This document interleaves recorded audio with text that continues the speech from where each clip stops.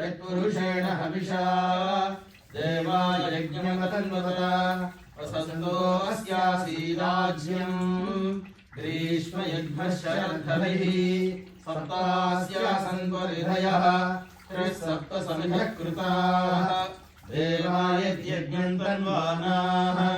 अवध्नन् पुरुषम् पशम् तं यज्ञम् बर्हिषि प्रोक्षन्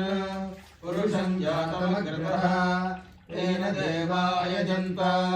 साध्या ऋषयश्च ये तस्माद्यज्ञात्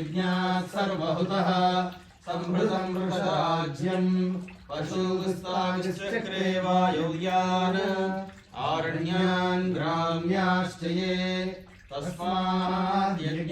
सर्वहुतः ऋजसामानि जिग्मिरे